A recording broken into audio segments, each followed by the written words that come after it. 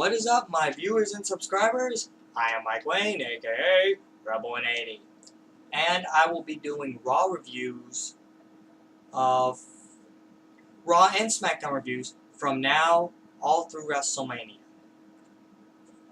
And before I start with this review, I want to remind everyone that this Saturday I will be doing my very first episode of Mike Wayne's Movie Night, which is basically I watch a movie and then right after I record and then upload. These movies usually start around 7 or 8, depending on what type of movie I watch. Sometimes I'll watch like 1 2-hour movie or hour movie or something like that, or I'll watch something like a trilogy or a double feature or a triple feature, whatever. And this is something I started on Facebook, and now I want to bring it to YouTube because now I actually can. It's something I've been wanting to do for a couple months now, and I figured, what the hell, uh, it's just something to interact with my subscribers and whatnot. And, it's something to pass the time, really. So, let's get to this review. And after you're done watching this, make sure to rate and comment. Tell me your thoughts on the show. And, I respond to comments. I like feedback and I give feedback. So, the first match is John Cena and Dean Ambrose. Well, John Cena, Dean Ambrose, and the Usos versus Gold Star, which is what they're being called apparently. I just call them the Dust Brothers. John Cena, Ambrose, and Usos win. Very, very entertaining match. A lot of high spots and everything. Alicia Fox and Paige versus AJ Lee and Layla. Layla, of course, witnessing what happened, what transpired in the other, in the last tag team match that AJ Lee was in. She watched what transpired and, what can I say? She thought turnabout's fair play, right? And then after AJ did a Shining Wizard to, I think, Alicia Fox, which won her the match, she went ahead and she pretty much just beat the hell out of, well, she didn't beat the hell out of, but she pretty much taught Layla a lesson, really. I mean, she'll be fine the next week. But, very okay match, I guess. And a lot of people seem to question Alicia Fox's aggressiveness. They think she's too aggressive. I actually think it adds some, excitement to her character. She's supposed to be this crazy person, and in the ring she's overly aggressive, and that's actually one of the few things that I like about her character. I've always liked that about Alicia Fox. Orton versus Ziggler. Orton won, no surprise, but the highlight of the night, well, 2 highlights of the night was, of course, Ziggler's famous drop kick catches Randy Orton in the side of the head, and then at the end, Randy Orton gets Ziggler in a powerbomb position and just turns it into an RKO. Very, very out of the box thinking. So yeah, Orton wins in predictable fashion, of course, except for the power bomb into an RKO. That was new. So Rusev versus Big Show ends in DQ. No surprise there. Of course, we can't have either of these men go over clean. Rusev almost beat Big Show until Mark Henry interfered. You know, Big Show just completely dominating Rusev at the start, and then Rusev comes out of nowhere with this high drop kick. I didn't even know men that big could do drop kicks that high.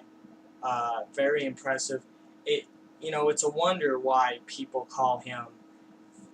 It's no wonder why people call him a super athlete, because he is just that. I mean, say what you will about where he's from and his heel character. Rusev is a competitor. He's a special kind of performer that you don't really see that often.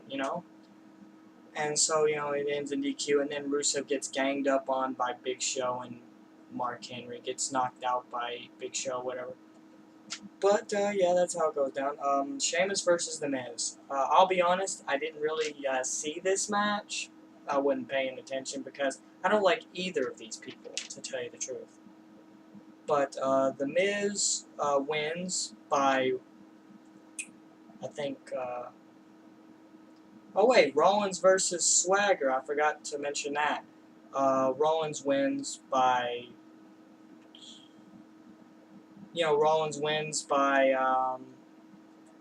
roll-up pin. Yeah. Rollins wins by roll-up pin. And then, what impresses me is how he's able to do a suicide dive and then still land on his feet. That's pretty impressive. But back to Sheamus versus The Miz. Miz wins by count out. There's nothing really to say there. Him and Sandow doing their usual stunt double shtick, whatever. This is a time waster. When you see crap like this, you know it's just there to fill the gap. Total Divas 6-man tag featuring Nene Leakes, who is from Real Housewives of Atlanta, which I don't watch. I don't watch any of the Real Housewives shows. But it's like she appeared backstage and, of course, was welcomed by the Total Divas. But, yeah, Bree's team won. And for some reason, they allowed her to pin Nikki. So, are we still getting a match between those two? It seems kind of pointless now, doesn't it? But whatever. Finally, after 2 commercial breaks in a row, we finally get John Cena versus Ambrose. 8th match. Jesus. They might as well have made this into a pay-per-view. I mean, I'm one of those people that often complained about, the length of a match, but come on. I'm one of those few people that complained about there not being enough matches. But come on, I mean, 5 or 6, okay, but 8, that's pay-per-view card. That's a pay-per-view card. Save that for another time. But, yeah, John Cena versus Ambrose. Ambrose wanting to prove himself against the franchise by beating Cena senseless instead of going for the contract right away.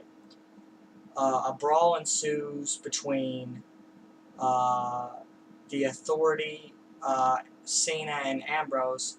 Ambrose miraculously gets the contract before Cena even knows that he's up there. So Dean Ambrose wins, and I'm glad for that.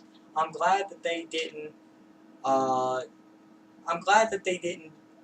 Do the predictable thing by making Cena go over another young talent.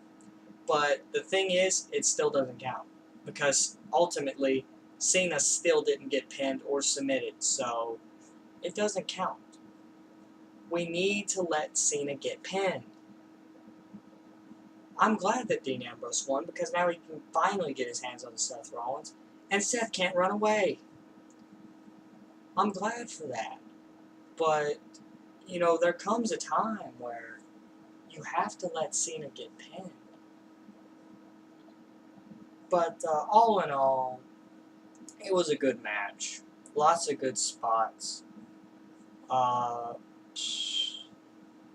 Dean Ambrose, hell of a competitor, and I give Cena a lot of crap for being Cena. But one thing I can say is that he is only as good as his opponent. As long as his opponent can bring it, he'll bring it. So that's about it for me. This video is dragging on a bit longer than I thought it would. I kind of rambled a little bit. But, you know, rate and comment on this video. Give me your thoughts. I appreciate feedback, and I give feedback, so as long as I get support, I'm happy. Doesn't have to be a big amount of support. A few people is fine for me, but you know, I'm just gonna end this now, and so I'm gonna go upload this, and then I'm gonna watch Gotham. So I am Mike Wayne, aka Rebel 180. So long for now. Oh, and don't forget, on Saturday, don't miss it, Mike Wayne's movie night.